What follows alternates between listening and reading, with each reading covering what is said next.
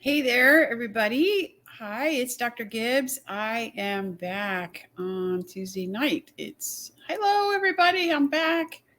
Um, it's Tuesday night. So last week we had a conversation about sleep procrastination and this phenomenon of revenge procrastination, as if when you short yourself on sleep by socializing or watching screens or um, drinking wine late into the night, you are somehow rewarding yourself for a day of hard work. But I have to tell you that um, that is kind of wrong-headed thinking. And we talked a lot last week about some of the things that inadequate sleep does to you.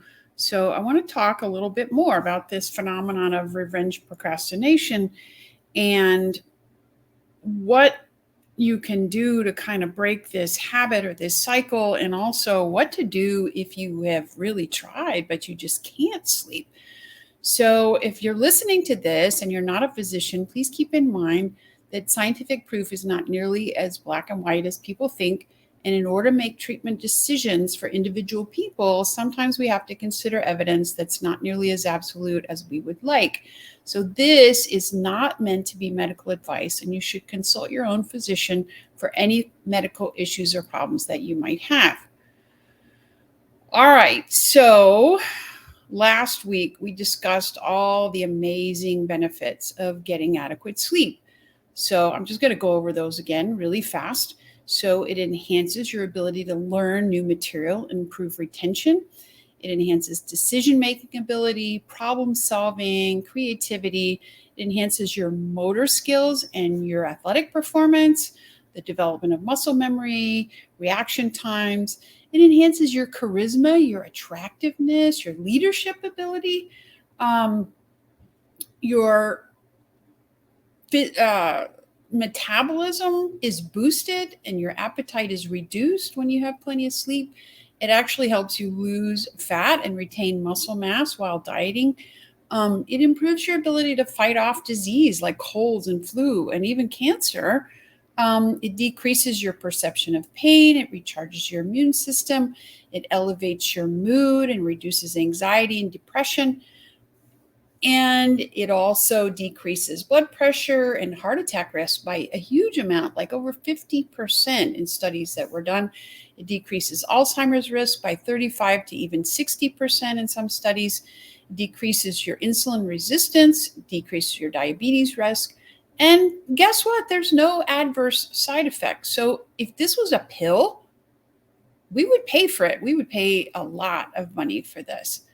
Um, anyway, but if you have a job that takes a lot of mental energy and a lot of hours, and then you come home and you have responsibilities at home, and you really feel like, those moments to yourself don't start until what ought to be your bedtime, what are you going to do? So you're tired and you're wired. You feel like you need some social time or some unwind time or some screen time or even a nightcap or two or more to help you sleep. And you should sleep. Well, I've been through this. When I was younger, I was a master procrastinator of sleep, frequently not by choice, but then later in my life, when I kind of did have a choice, I had gotten into the habit of not going to bed. And then when I really figured out how much damage I was causing to myself, I really started trying to get sleep and then realized that I was having a lot of trouble with that. And the problem with this is that people who haven't slept really can't even gauge their own poor performance or their own poor judgment. Um, anyway, so what can we do about getting more sleep? So we talked about two different ways that sleep procrastination or revenge procrastination affects your sleeping. And one of those is by jacking up your circadian rhythm, by not going to bed when the lights when it gets dark outside, and pushing the time of sleep onset later and later and later. What that does is it cuts out your non-REM, your deep non-REM sleep. And that's the stuff that is basically the antioxidant that prevents from getting Alzheimer's disease and some of these other neurologic diseases. So that's one thing. And then the other thing is just the amount of sleep that you get. If you compress and decrease the amount of sleep that you get, it leads to a lot of these other things. But anyway, so we also talked about a couple of other things. We talked about melatonin being the chemical that your brain uses to signal other parts of your brain that it's time to sleep. Melatonin decreases at a certain time of day as it starts getting dark outside. And so one of the things you can actually do for yourself is you can turn the lights down in your house. You can say, okay, I'm going to go to a lower light setting on my Alexa or whatever. I don't know what people use these days or you can just go around turning off a lot of the light switches, because you want to have your melatonin secretion and your sleepiness come at that normal time. And the problem with TV and iPhones and iPads is that they can really reset your circadian clock and delay that melatonin secretion and therefore your sleepiness by 90 minutes after the exposure ends. And this reset will persist for days and days after the exposure and results in insufficient REM sleep, which is at the end of the night, and also insufficient total sleep. And one of the things that I found out was that melatonin secretion is so sensitive that if you get up in the night and turn on a strong light, it'll drop your blood levels in seconds to minutes. And this can actually pose difficulty in falling back asleep. And then we talked also about adenosine. And adenosine is the chemical that builds up in your brain and creates the sleep pressure, the sleepiness, the desire to go to sleep, or the physical drive to go to sleep. And if you are insufficiently slept, then you will have some of yesterday's adenosine still left in your body when you try to get up in the morning. And that will make you sleepy, which will then, for a lot of people, end up in okay, I need to wake up. I'm going to take some caffeine. Well, here's the problem with doing that is that caffeine wears off faster than I'm sorry, that's just the backwards. Caffeine lasts longer than the adenosine. So if you go to sleep and your adenosine level drops to a certain point, then the caffeine that's still in your body from the coffee that you drank earlier in the day is there to poke you and wake you up. Even though your adenosine isn't all the way gone yet, it's still not enough to overcome that stimulant effect of the caffeine. So caffeine is not a substitute for sleep, and it does not do any of the beneficial things that we talked about that sleep does. Even in people who feel like they sleep completely and utterly fine, having drunk coffee or drink sodas earlier in the day, the quality and the depth of their sleep are impaired. And then, of course, caffeine is also a diuretic, which we mentioned last time, which leaves you more vulnerable to dehydration during the day. And then that makes it where you need to go pee at night, which is another reason why people wake up in the night.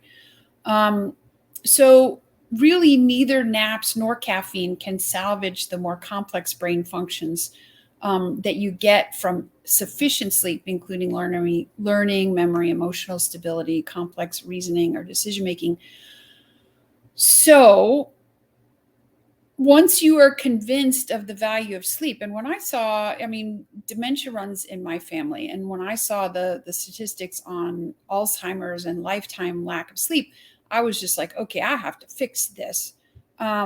And I have been on actually quite a journey trying to get this done because one, having your thyroid be out of balance makes you have trouble falling asleep and then also have trouble staying asleep. And it causes you to wake up drenched in sweat in the middle of the night, makes you lay down to go to sleep and you're freezing and you can't fall asleep because you're cold. So there's a lot there that disrupts your sleep. And then hormonal wise, and thyroid is just one of the hormones. Once you don't have estradiol in your system anymore, once you don't have progesterone in your system anymore, as you head towards menopause, those problems and the imbalances there also disrupt sleep, because despite the fact that people say, oh, well, if you don't have a uterus, you don't need progesterone because you're not at risk for uterine cancer anymore. The truth is, progesterone is the precursor to something called neurosteroids. And those neurosteroids have a lot of effects in our brains, one of which is effects on mood and depression and whether or not you get menstrual migraines or not, or all kinds of things. And so getting your hormones balanced is super important.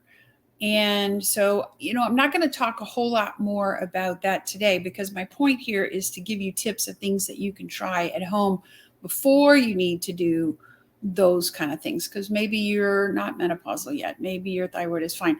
But anyway, so what to do?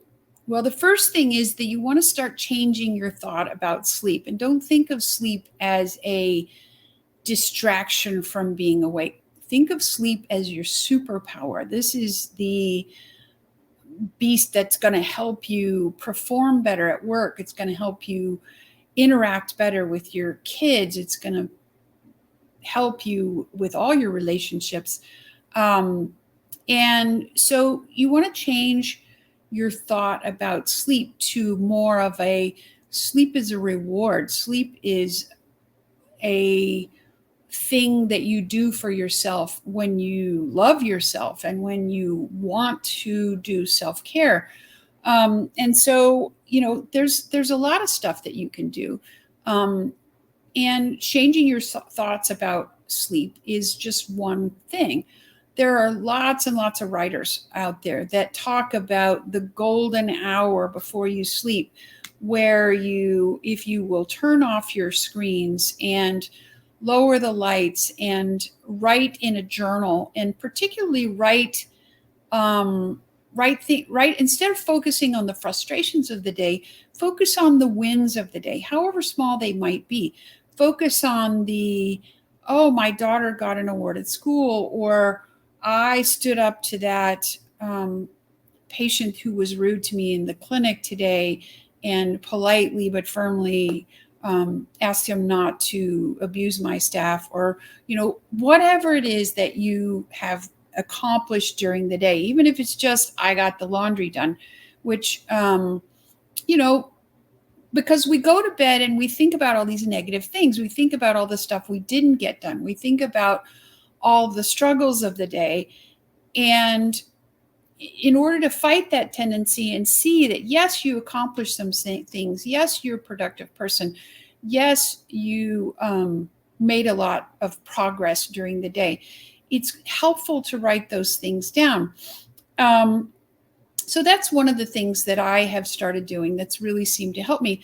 The other thing that I do is I plan the wins that I want to get for tomorrow. And I go, okay, I'm going to sit down here. My daughter's already in bed. I'm getting ready for bed. I've had my hot bath, which is another thing we're going to talk about in a second. And I'm just going to sit here and think about what all I want to get done tomorrow. And I'm going to figure out what my priorities are and write them down. And don't write a lot of stuff down. Not a busy to-do list. You want 3 top priorities of accomplishments that you want for tomorrow. Like, I'm going to close all my charts before I come home from work, or, something like that. Or I'm going to close 10 more charts than I did yesterday. Anything like that. So write those things down. And then stuff like setting timers to remind you, okay, it's 30 minutes till bedtime. And then I mentioned hot showers. And the reason hot showers are helpful is because the natural progression of sleep, and as your circadian rhythm progresses, is that your body temperature cools. And you can accelerate the cooling of your core, which is what needs to happen to sleep, by warming up your extremities, your hands, your feet, particularly if you're somebody like me who gets quite cold at the end of the day, and my hands and my feet, like I said, before my thyroid was managed, I would lay down and my hands and my feet would be so cold that I would lay there and not be able to fall asleep. Well, if I warm up my hands and I warm up my feet and I give myself a little reward by this nice hot bath, then when I go to bed, then I'm warm, and then my core temperature will gradually drop over the night and I will feel much better. The other thing that I find super helpful is a little bit of meditation. And I use something that's called a guided meditation, where I don't have to think about anything or do anything. It's not a mantra. It's just I turn on an app and it has somebody talking to me, and I turn the lights out and I close my eyes, and the meditation starts, and you just listen to what they say. And basically what that does is it drowns out the mental noise. It drowns out the, oh my God, I didn't get this done. Oh my God, I didn't get that done. Oh, what I have to do tomorrow. So it drowns those things out and makes that easier for you to fall asleep. Furthermore, if you wake up in the night, you can actually use it again to help you with that same monkey mind, just, continuous thoughts. If you're finding that those things are still not helpful, here's a couple of things that you should not do. You should not eat carbs late in the evening, particularly, the cliched thing is you sit down in front of Netflix with a bowl of popcorn and a couple of glasses of wine. Well, alcohol is a sedative. It anesthetizes the higher cortical centers in your brain, and it may help you fall asleep quicker. But one, it heats you up. And so then you wake up in the night sweaty. And then the other thing it does is it causes sleep fragmentation, which prevents deep sleep. And then it really, that rise in body temperature because of the alcohol really prevents deep sleep, and is also a very strong diuretic. So it's going to require even more awakenings to relieve bladder pressure. And then REM sleep is just really impaired. And when you don't get enough REM, that's when you get increases in levels of anxiety, stress, depression. And it really impairs your memory consolidation and learning. And the interesting thing that I found out was that even if you drink after you have learned facts, that even a couple of nights later, it really reduces memory consolidation, which is one of these things that happens at night. Things go from short-term to long-term memory. Well, what about sleeping pills? Well, they don't help. Actually, truthfully, studies have now shown that you don't even fall asleep faster than placebo with some of these substances, and they are addictive, and they cause slowed reaction times, daytime forgetfulness. They cause people to perform actions that you may not remember at all during the night or the following day. They're physically addictive. They result in rebound insomnia. And they really just don't give any of the benefits of normal sleep. There are some things that you can use, and most of them are over the counter. So yes, you can buy melatonin, and you can put a melatonin troche in your mouth, or a tablet that dissolves in your mouth as you fall asleep. You can leave some beside the bed. If you wake up in the night, you can just pop another one. I would say, don't start with higher than 2 milligrams. But the amount that people need and the amount that's in a lot of the melatonin supplements can really vary a lot. So that's something to keep in mind when you start messing with melatonin.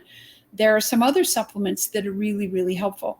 One of them is magnesium, particularly magnesium L-threonate, or there's a brand of that called Magteam. It helps you relax. It helps relax your muscles.